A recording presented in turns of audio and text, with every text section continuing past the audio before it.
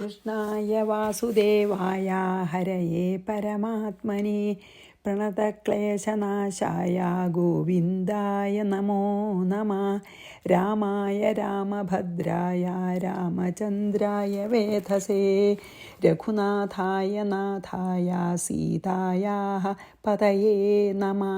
ശ്രീ സീതാലക്ഷ്മണ ഭരത ശത്രുഘ്ന ഹനുമൽ സമേത ശ്രീരാമചന്ദ്രസ്വാമിനേ നമഃ. യത്ര യത്ര രഘുനാഥകീർത്തനം തത്ര തത്ര കൃതമസ്തകാഞ്ജലിം ബാഷ്പവാരി പരിപൂർണലോചനം മാരുതിം നമത രാക്ഷസാന്തകം. നമ്മൾ ആരണ്യകാണ്ഡം 5-ാം സർഗം 58-ലാണ് നമ്മൾ നിർത്തിയത്. അപ്പോൾ രാവണൻ്റെ ആത്മഗതം, അല്ലെങ്കിൽ രാവണൻ അവനവനോട് തന്നെ പറയുക അല്ലെങ്കിൽ ചിന്തിക്കുകയാണല്ലോ നമ്മൾ അവിടെ. അത് കഴിഞ്ഞിട്ടില്ല, ഇനിയൊരു 3 ശ്ലോകമേ ഉള്ളൂ ഈ സർഗത്തിൽ കേട്ടോ. അപ്പോൾ രാവണൻ്റെ ചിന്തയാണ് പറഞ്ഞത് അല്ലേ. എന്തൊക്കെ രാവണൻ ചിന്തിച്ചതയോ, അതായത് ശൂർപ്പണഖെ നല്ലോണം സന്തോഷിപ്പിച്ചൊക്കെ അയച്ചു. എന്നിട്ട് പിന്നെ രാത്രി ഉറക്കം വരുന്നില്ല. അപ്പം ചിന്തിക്കുകയാണ്, ഞാൻ കേവലം ഒരു മനുഷ്യനും വേറൊരാളുടെ സഹായവും ഒന്നും തേടാതെ ഈ രാമൻ സൈന്യസമേതനായിട്ട് വന്ന എൻ്റെ സഹോദരൻ ഖരനെയും 14,000 രാക്ഷസന്മാരെയും എങ്ങനെ നശിപ്പിച്ചു? ഇത്ര ശരീരബലവും മനഃശക്തിയും അഹങ്കാരമൊക്കെ ഉള്ള എൻ്റെ സഹോദരനായിട്ടുള്ള ഖരനെ ഇത്ര നിഷ്പ്രയാസം സമൂലം നശിപ്പിച്ചത് ശരിക്കും ആലോചിച്ചാൽ അത്ഭുതം തന്നെയാണ്. ഇന്ന് പിന്നെ ആലോചിക്കുക ശ്രീരാമനെ പറ്റിയിട്ട്. ശ്രീരാമൻ്റെ ആ ഒരു മഹത്വം രാവണനെ അത്ഭുതപ്പെടുത്തി, ശക്തിയൊക്കെ. ഇനി 59.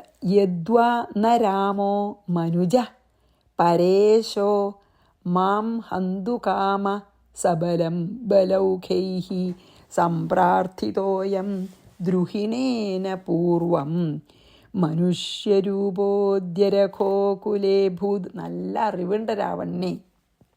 രാക്ഷസനായതുകൊണ്ട് ഈ രജോ ഗുണം ഭയങ്കരമായിട്ടുണ്ടെന്നേ ഉള്ളൂ. ശരിക്കും നല്ല അറിവുണ്ട്. രജോ ഗുണപ്രധാനിയാണ്. അതുകൊണ്ട് ആ പൂർവജന്മ വാസന കൊണ്ടേ, കാരണം ഇപ്പോൾ നമ്മൾ ആലോചിച്ച് നോക്കിയാൽ ജയവിജയന്മാരാണല്ലോ. ഹിരണ്യകശിപു 3 ജന്മം കൊണ്ടല്ലേ അവർക്ക് ശാപമോക്ഷം കിട്ടുള്ളൂ. അപ്പോൾ ജയവിജയന്മാരാണല്ലോ. ഈ സനകാദികളുടെ ശാപം കൊണ്ട് ആദ്യം ഹിരണ്യാക്ഷനും ഹിരണ്യകശിപുവായി ജനിച്ചു. അവർ തന്നെയാണ് അപ്പോൾ രാവണനും കുംഭകർണനുമായി ജനിച്ചതേ. അപ്പോൾ ഈ പൂർവജന്മ വാസന, അതായത് ഈ രജോ ഗുണപ്രധാനം കൊണ്ടുള്ള ദേഷ്യമൊക്കെ ഉണ്ടെങ്കിലും രാവണന് നല്ല അറിവുണ്ട്.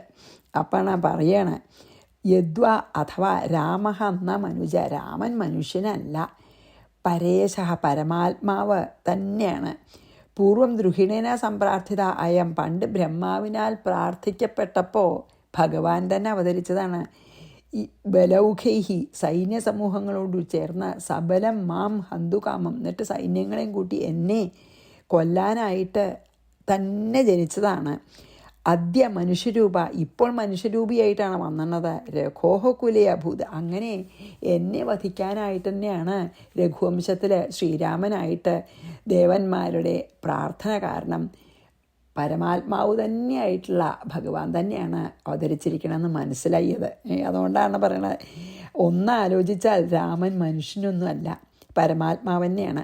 പണ്ട് ബ്രഹ്മാവ് പ്രാർത്ഥിച്ചതിനെ അനുസരിച്ച് ഈ പരമാത്മാവ് രാമരൂപം കൈക്കൊണ്ട് സൈന്യങ്ങളോടുകൂടി വന്ന് എന്നെ വധിക്കാനുള്ള ആഗ്രഹത്താൽ ഇപ്പം മനുഷ്യാകൃതി കൊണ്ടുവന്നിരിക്കുകയാണ് എന്ന് സ്വയം അറിയാം. അതൊക്കെ ആലോചിക്കുക, തന്നെ ആലോചിക്കുക കേട്ടോ. യദ്വാ ന രാമോ മനുജ പരേശോ മാം ഹന്തുകാമ സബലം ബലൗഖൈഃ സംപ്രാർത്ഥിതോയം ദ്രുഹിണേന പൂർവം മനുഷ്യരൂപോദ്യരഘോ കുലേഭിത്. അതല്ലേ അത്ഭുതം. എന്നിട്ടും ഇതൊക്കെ അറിഞ്ഞിട്ടും എന്നാൽ ഈ സീതയെ അപഹരിക്കാനൊന്നും പുറപ്പെടാണ്ടിരുന്നാൽ മതിയായിരുന്നു അല്ലേ. പക്ഷേ അതാണ് വാസന. എത്ര അതരുതെന്ന് അറിഞ്ഞാൽ പോലും നമ്മളെക്കൊണ്ട് അത് ചെയ്യിക്കും അല്ലേ. അപ്പം വിധിക്കനുസരിച്ചേ ബുദ്ധി പ്രവർത്തിക്കൂ. ഇതൊക്കെ അറിയാം രാവണന്. എന്നാലും രാവണന് ശ്രീരാമൻ്റെ കൈ കൊണ്ട് വധിക്കപ്പെടണം എന്നാണ് വിധിച്ചാൽ അപ്പോൾ അറിഞ്ഞുകൊണ്ടായാലും ആ പ്രവൃത്തിയൊക്കെ ചെയ്യും. അതുകൊണ്ടാണ് വിധിക്കനുസരിച്ചേ ബുദ്ധി പ്രവർത്തിക്കും, നമ്മൾ ആരെയും കുറ്റം പറഞ്ഞിട്ട് കാര്യമില്ല എന്ന് പറയണത് അതുകൊണ്ടാണ്. ഇനി വധ്യോ യതി സ്യം പരമാത്മനാഹം വൈകുണ്ഠരാജ്യം പരിപാലയേഹം നോ ചേദിദം രാക്ഷസരാജ്യമേവ ഭോക്ഷ്യേ ചിരം രാമമതോ വ്രജാമി. ബുദ്ധിക്കനുസരിക്കേ പ്രവർത്തിച്ചുള്ളൂ എന്ന് വിചാരിച്ച് ശിക്ഷകൾ കൊടുക്കാണ്ടേ ഒന്നും പറ്റുന്നല്ല പറയണം. പക്ഷേ ആത്യന്തികമായിട്ട് ആലോചിച്ചാൽ ആരും കുറ്റക്കാരല്ല. അവരുടെ പൂർവ്വജന്മവാസന കൊണ്ടാണ് നല്ലത് ചെയ്യുന്നതും ചീത്ത ചെയ്യുന്നതും ഒക്കെ. അപ്പം ആർക്കും ശരിക്കും പറയാച്ചാൽ നല്ലത് ചെയ്യണേന് ഒരു ക്രെഡിറ്റോ ചീത്ത ചെയ്യണേന് ഒരു ഇതോ ആരിലും ആത്യന്തികമായിട്ട് നമുക്ക് അവർക്ക് ഇതാവാൻ പാടില്ല. ആത്മാവിനോട് ശരിക്ക് ആ ആത്മാവ് ഈ ദേഹത്തിലിരിക്കുമ്പോൾ അങ്ങനെ ചെയ്തു പോകുന്നു. ആ ആത്മാവ് അപ്പോഴും പരിശുദ്ധനാണല്ലോ അല്ലേ? അങ്ങനെ ആലോചിക്കുമ്പോൾ ആരും ശരിക്കും നമുക്ക് ആരെയും ദേഷ്യപ്പെടേണ്ട കാര്യമില്ല, വെറുക്കേണ്ട കാര്യമില്ല എന്നുള്ളത് എത്ര ശരിയാ തോന്നും. കാരണം അവരുടെ പൂർവ്വജന്മവാസന കൊണ്ട്. അതുകൊണ്ട് ആരെയും ശിക്ഷിക്കരുതെന്നോ ആരെയും ബഹുമാനിക്കരുതെന്നോ ഒന്നുമില്ല. എന്താ കാരണം വെച്ചാൽ നമുക്ക് ഈ ജീവിതം നടന്നു പോകണമെങ്കിൽ നമുക്കതൊക്കെ ചെയ്യേണ്ടി വരുമല്ലോ. പക്ഷേ ആത്യന്തികമായിട്ട് ആലോചിച്ചാൽ അങ്ങനെയാണെന്ന് ഞാൻ വായിക്കുകയായിരുന്നു ഇതിനെപ്പറ്റി പറയുമ്പോഴേ. വധ്യോ യതി സ്യം പരമാത്മനോഹം വൈകുണ്ഠരാജ്യം പരിപാലയേഹം നോ ചേദിദം രാക്ഷസരാജ്യമേവ ഭോക്ഷ്യേ ചിരം രാമമതോ വ്രജാമി. പരമാത്മന അഹം വധ്യ യതി സ്യം. ഈ പരമാത്മാവ് രൂപം കൊണ്ട രാമനാൽ ഞാൻ വധ്യനായാൽ വൈകുണ്ഠരാജ്യം പരിപാലയെ, എനിക്ക് വൈകുണ്ഠരാജ്യം കിട്ടൂലോ രാമൻ്റെ കൈകൊണ്ട് മരിച്ചാലേ. പക്ഷേ ഒരു ജന്മം കൂടി വേണം ഇവർക്കട്ടോ, ശിശുപാലനും ദന്തഭക്തനുമായിട്ടേ. നോ ചെയ്ത് അല്ലെങ്കിൽ ഇതം രാക്ഷസരാജ്യം ഏവ, അല്ലെങ്കിൽ ഇവിടെ തന്നെ രാക്ഷസനായിട്ട് കഴിയേണ്ടി വരും. രാമൻ്റെ കൈകൊണ്ട് മരിക്കണത് ഒരു നിലയ്ക്ക് ഭാഗ്യമാണ്. കാരണം ഈ ജന്മം കൂടി കഴിഞ്ഞ് കിട്ടും. അത് കഴിഞ്ഞാൽ അടുത്ത ജന്മം കൂടി കഴിഞ്ഞാൽ എനിക്ക് വൈകുണ്ഠത്തിലേക്ക് പോകാമല്ലോ എന്ന് വിചാരിക്കുകയാണ്. ചിരം അല്ലെങ്കിൽ ഞാൻ രാക്ഷസനായിട്ട് തന്നെ ചിരകാലം ഇവിടെ കഴിയേണ്ടി വരും ഈ നരമാംസവും കഴിച്ചിട്ടേ. അതഹ രാമം വ്രജാമി. അതുകൊണ്ട് രാമൻ്റെ കൈകൊണ്ട് മരിക്കന്നെയാണ് എനിക്ക് അഭികാമ്യം എന്ന് വിചാരിക്കുകയാണ്. എത്ര ബുദ്ധിയോട് കൂടിയിട്ടല്ലേ. അപ്പോൾ ഈ പരമാത്മാവനെ മനുഷ്യരൂപം കൊണ്ട് വന്നിട്ടുള്ള മനുഷ്യരൂപം കൊണ്ട് വന്ന ഈ രാമൻ എന്നെ വധിക്കുകയാണെങ്കിൽ എനിക്ക് വൈകുണ്ഠരാജ്യം കിട്ടും. അങ്ങനെയല്ല വേറെ രാക്ഷസന്മാരെ കൊണ്ട് ഞാൻ അല്ലെങ്കിൽ മരണമടയുകയാണെങ്കിൽ എനിക്ക് എത്രയോ കാലം ഇങ്ങനെ രാക്ഷസരാജ്യത്ത് തന്നെ വേണമെങ്കിൽ സുഖമായിരിക്കാം. അതുകൊണ്ട് എന്തായാലും രാമനോട് ഞാൻ എതിർക്കാൻ തന്നെ തീർച്ചയാക്കി. രാമൻ്റെ കൈകൊണ്ട് എനിക്ക് മരണം ഭവിക്കട്ടെ, ഞാൻ രാമനോട് എതിർക്കാൻ തീർച്ചയാക്കി എന്ന് പറയുകയാണ്. രാമമതോ വ്രജാമി വധ്യോ യതി സ്യം പരമാത്മനാഹം വൈകുണ്ഠരാജ്യം പരിപാലയേഹം നോ ചേദിദം. അല്ല രാമൻ്റെ കൈകൊണ്ട് മരിച്ചില്ലെങ്കിൽ രാക്ഷസരാജ്യമേവ ഭോക്ഷ്യേ ചിരം. അനവധി കാലം ഇവിടെ സുഖിച്ചിരിക്കാം. രാമമതോ വ്രജാമി. അതുകൊണ്ട് ഞാൻ രാമനോട് എതിർക്കാൻ തീർച്ചയാക്കി. ഇത്തം അവസാനത്തെ ശ്ലോകമാണ് ഈ 5-ാം സർഗത്തിലത്തെ കേട്ടോ. ഇത്തം വിചിന്യാഖില രാക്ഷസേന്ദ്രോ രാമം വിദിത്വാ പരമേശ്വരം ഹരിം വിരോധബുദ്ധ്യൈവ ഹരിം പ്രയാമി ദ്രുതം ന ഭക്ത്യാ ഭഗവാൻ പ്രസീദേത്. അഖില രാക്ഷസേന്ദ്ര, അതായത് രാക്ഷസ അധിപനായ രാവണൻ ഇത്തം വിചിന്യ, ഇപ്രകാരം ചിന്തിച്ചിട്ട് രാമം പരമേശ്വരം ഹരിം വിദിത്വ, ശ്രീരാമൻ ശരിക്കുള്ള പരമാത്മ ചൈതന്യം തന്നെ രൂപമെടുത്ത് വന്നതാണെന്ന് അറിഞ്ഞിട്ട് വിരോധബുദ്ധ്യ ഏവ ഹരിം പ്രയാമി, വിരോധബുദ്ധി കൊണ്ട് തന്നെ, അതായത് വിദ്വേഷ ഭക്തി കൊണ്ട് തന്നെ ഹരിയെ പ്രാപിക്കട്ടെ. ഭഗവാൻ ഭക്തി ദ്രുതം ന പ്രസീദേത്. ഭഗവാൻ ഭക്തി കൊണ്ട് ശീഘ്രം പ്രസാദിക്കില്ല. എന്താ പറഞ്ഞിട്ടുണ്ടോ? വിദ്വേഷഭക്തി കൊണ്ടാണ് ഭഗവാൻ വേഗം പ്രസാദിക്കുക, സ്നേഹഭക്തി കൊണ്ടല്ല എന്ന് പറയണം. അതായത് ഈ രാക്ഷസാധിപതിയായിട്ടുള്ള രാവണൻ ഇങ്ങനെ ആലോചിച്ചു ഇപ്രകാരം.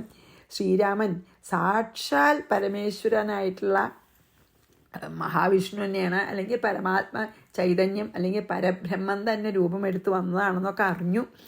വിരോധബുദ്ധിയോട് കൂടിയിട്ട് ഹരിയെ പ്രാപിക്കുകയാണ് നല്ലത്. എന്താച്ചാൽ പ്രേമഭക്തി കൊണ്ടാണെങ്കിൽ ഭഗവാൻ അത്ര വേഗം പ്രസാദിക്കില്ല, താമസമാണ്. പ്രേമഭക്തിയോടുകൂടി ഭഗവാനെ ഭജിച്ചാൽ കുറേ കാലെടുക്കും. അതേസമയം വിദ്വേഷഭക്തിയോട് കൂടിയിട്ട് ശത്രുഭാവത്തിലാണ് ഭഗവാനെ ഭജിക്കണമെന്ന് വെച്ചാൽ മോക്ഷം വേഗം കിട്ടും, അല്ലെങ്കിൽ ഭഗവാൻ വേഗം നമ്മളെ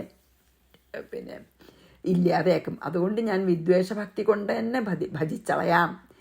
അങ്ങനെയാണല്ലോ എന്താണ് ഹിരണ്യാക്ഷനും ഹിരണ്യകശിപും അങ്ങനെ ഉണ്ടായത് അല്ലേ. ഇപ്പോൾ രാവണനും കുംഭകർണനും വിദ്വേഷഭക്തി തന്നെയാണ്. ആൻഡ്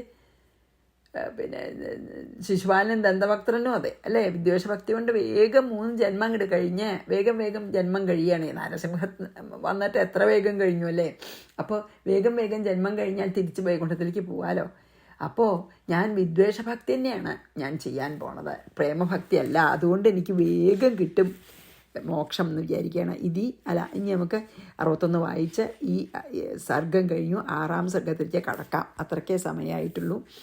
ഇത്തം വിചിന്യാഖിലരാക്ഷസേന്ദ്രോ രാമം വിദിത്വാ പരമേശ്വരം ഹരിം വിരോധമുദ്ധ്യൈവ ഹരിം പ്രയാമി ദ്രുതം വേഗം നഭക്ത്യാ ഭഗവാൻ പ്രസീദേത്. അതായത് പ്രേമഭക്തി കൊണ്ട് ദ്രുതം നാം അത്ര വേഗം പ്രസാദിക്കില്ല വിദ്വേഷഭക്തി കൊണ്ട്. അതുകൊണ്ട് ഞാൻ വിദ്വേഷഭക്തി തന്നെയാണ് ചെയ്യണത് എന്ന് പറയുകയാണ്. ഇനി അധ്യാത്മരാമായണം 6-ാം കാണ്ഡം, ആരണ്യകാണ്ഡം 6-ാം സർഗം. അപ്പോൾ എഗെയിൻ ഇതുപോലെ ശിവൻ ശ്രീപാർവതിയോട് പറയണതാണ് 3 ശ്ലോകം.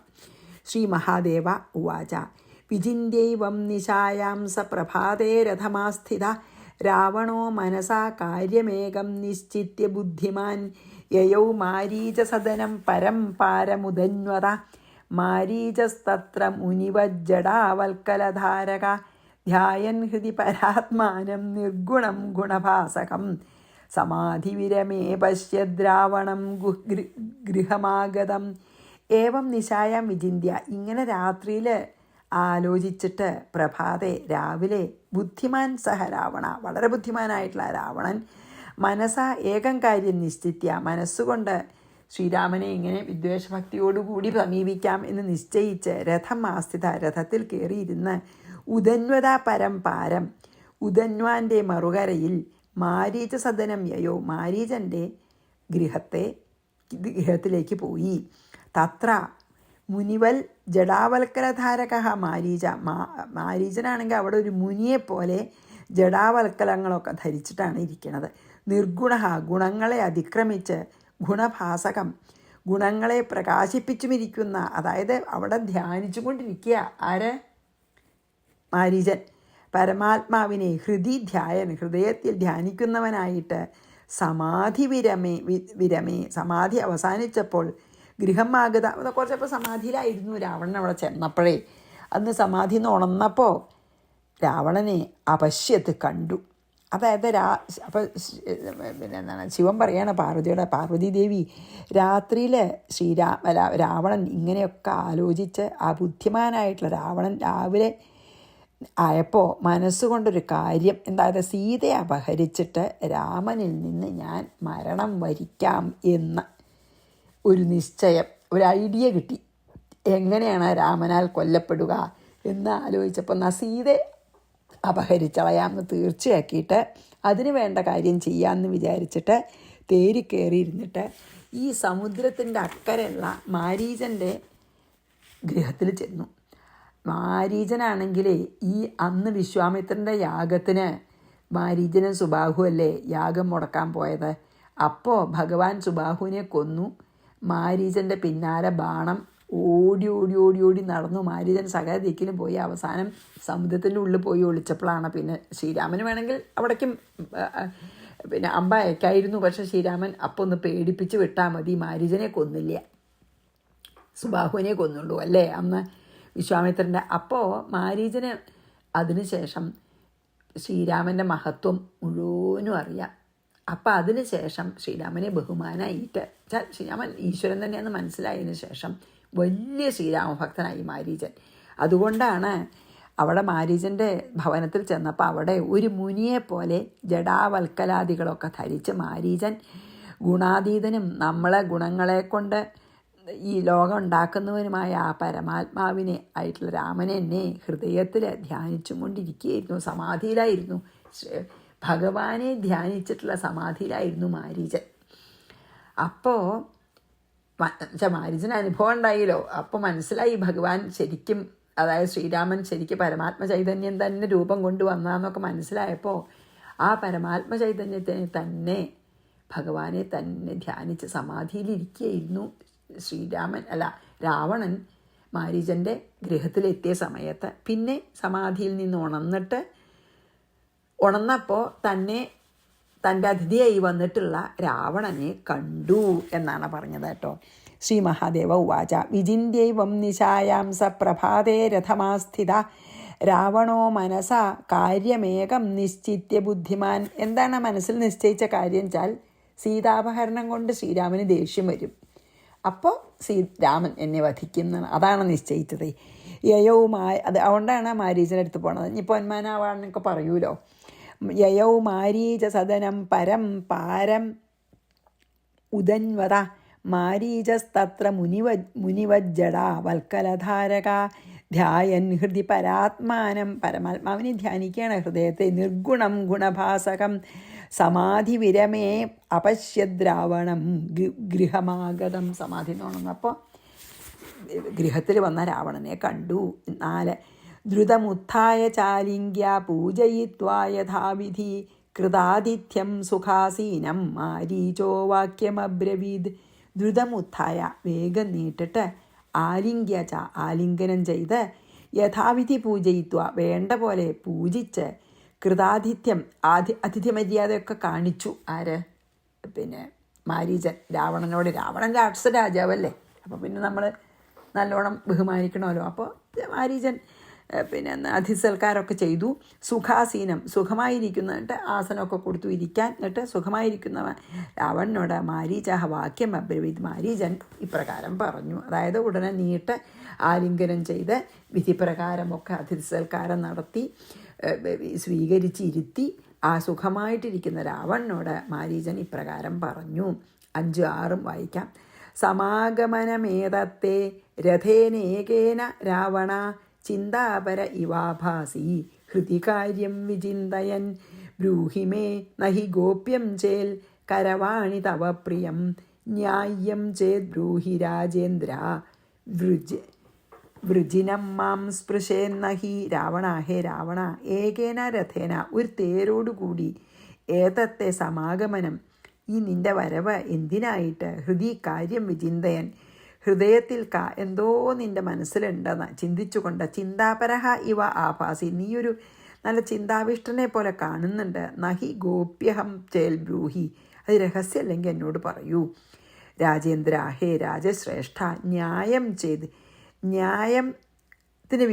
ന്യായത്തിന് വിരോധമല്ലെങ്കിൽ വൃജിനം മാം സ്പൃശേത് നഹി പാപം എന്നെ സ്പർശിക്കില്ല എങ്കിൽ തവ പ്രിയം കരവാണി. അതായത് അന്യായമായിട്ടൊന്നും അല്ലാത്ത കാര്യമാണ് പാപം ലഭിക്കുന്ന, അതായത് അധർമ്മമൊന്നും അല്ലാച്ചാൽ ഞാൻ അങ്ങ് പറയണത് എന്താച്ചാൽ ചെയ്യാമെന്ന് പറയണം. ഹേ രാവണ, അങ്ങ് തന്നെങ്ങനെ, അതാണ് ഏകൈന. സാധാരണ ഈ രാജാക്കന്മാരൊന്നും ഒരിക്കലും തന്നെ വരില്ലല്ലോ. അപ്പം ഇതിങ്ങനെ തന്നെ രഥത്തിൽ കയറി വന്നിരിക്കുക. അപ്പം അതന്നെ ഒരു അത്ഭുതമാണ്.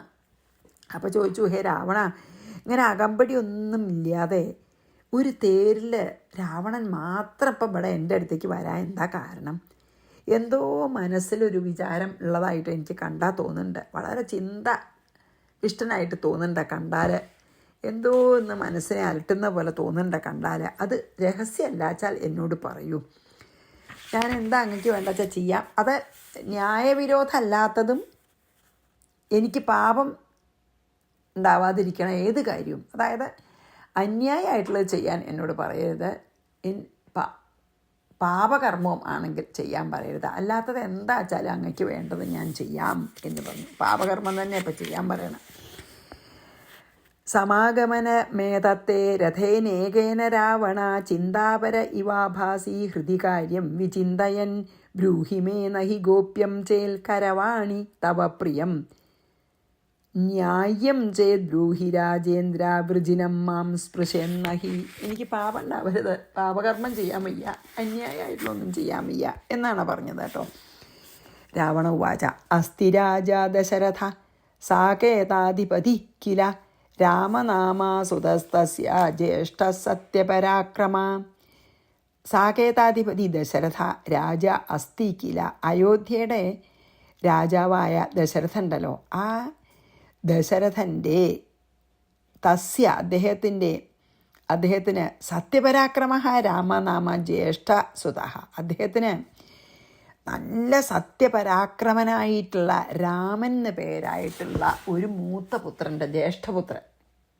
അപ്പോൾ രാവണൻ പറയുകയാണ്, എന്താ ചോദിച്ചില്ല. അപ്പോൾ രാവണൻ പറഞ്ഞു, അയോധ്യാധിപതിയായിട്ടുള്ള ദശരഥ രാജാവിൻ്റെ മൂത്ത പുത്രൻ, ദശരഥ രാജാവിന് നല്ല സത്യവും ധർമ്മമുള്ള ഒരു മൂത്ത പുത്രൻ്റെ ശ്രീരാമൻ.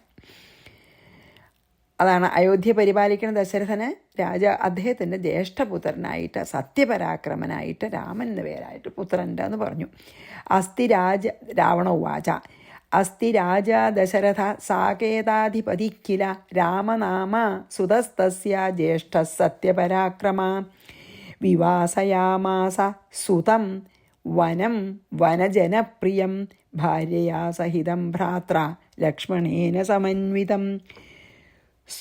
സുതനെ ഭാര്യയാ സഹിതം, ഭാര്യയോടുകൂടിയവനും ഭ്രാത്ര ലക്ഷ്മണേന സമന്വിത, ലക്ഷ്മണനോടും കൂടി വനജനപ്രിയം വനം വിവാസയാമാസ, വനജനത്തിന് ഇഷ്ടമായിരിക്കുന്ന വനത്തിലേക്ക് അയച്ചു. അതായത് എന്താ പറഞ്ഞാൽ, ദശരഥൻ ആ പുത്രനായിട്ടുള്ള രാമനെ ഭാര്യയെ സീതാലക്ഷ്മണ സഹിതനായിട്ട് കാട്ടുജാതികൾക്ക് ഇഷ്ടമായിരിക്കുന്ന സ്ഥലമായ കാട്ടിലേക്ക് അയച്ചു. അത് രാക്ഷസന്മാരുടെ രാജ്യമാണല്ലോ കാട്. അപ്പോൾ പറയുകയാണ്, ഈ ദശരഥൻ്റെ മഹാരാജാവായ ശ്രീരാമനെ സീതാലക്ഷ്മണ സഹിതനായിട്ട് ഭാര്യയുടെയും അനുജൻ്റെയും കൂടെ രാക്ഷസന്മാർക്ക് ഏറ്റവും പ്രിയമായിട്ടുള്ള, അല്ലെങ്കിൽ കാട്ടുജാതിക്കാർക്ക് ഏറ്റവും പ്രിയമായിട്ടുള്ള കാട്ടിലേക്ക് അയച്ചു ദശരഥൻ്റെ നിർദ്ദേശപ്രകാരമാണ് വന്നത്. വിവാസയാമാസ സുതം വനം വനജനപ്രിയം ഭാര്യയാ സഹിതം ഭ്രാത്ര ലക്ഷ്മണേന സമന്വിത. ഇനി 9. സ ആസ്തേ വിപിനെ ഘോരേ പഞ്ചവട്യാശ്രമേ ശുഭേ തസ്യ ഭാര്യ വിശാലാക്ഷി സീത ലോകവിമോഹിനി. ഘോരേ വിപിനെ, ഭയങ്കരമായിട്ടുള്ള കാട്ടിൽ, ശുഭേ പഞ്ചവട്യാശ്രമേ, പഞ്ചവടിയിലത്തെ ആശ്രമത്തിൽ, സ ആസ്തേ അവൻ ഇരിക്കുന്നു. ഇപ്പോൾ പഞ്ചവടിയിലെ ദണ്ഡകവനത്തിലെ പഞ്ചവടിയിലാണ് ഇപ്പോൾ ശ്രീരാമനും സീതയും ലക്ഷ്മണനും അവിടുത്തെ ഒരു ആശ്രമത്തിൽ ഇരിക്കുകയാണ്. തസ്യ ഭാര്യ സീത, അവൻ്റെ ഭാര്യയായിട്ടുള്ള സീത, വിശാലാക്ഷി ലോകവിമോഹിനി, വിശാലമായ നേത്രങ്ങളോട് കൂടിയതും ഈ ലോകത്തെ തന്നെ മോഹിപ്പിക്കാൻ പോരുന്നവളും ആണ്. ആ ഭയങ്കരമായിട്ടുള്ള കാട്ടിൽ പഞ്ചവടി എന്ന് പേരായിട്ടുള്ള ഒരു നല്ല ആശ്രമത്തിൽ അവർ വസിക്കുകയാണ്. അപ്പോൾ ഈ ശ്രീരാമചന്ദ്രൻ്റെ ഭാര്യയായിട്ടുള്ള സീത സർവാംഗസുന്ദരിയാണ്, ഈ ലോകത്തെ മുഴുവൻ മോഹിപ്പിക്കുന്നവളുമാണ് എന്നാ പറഞ്ഞ.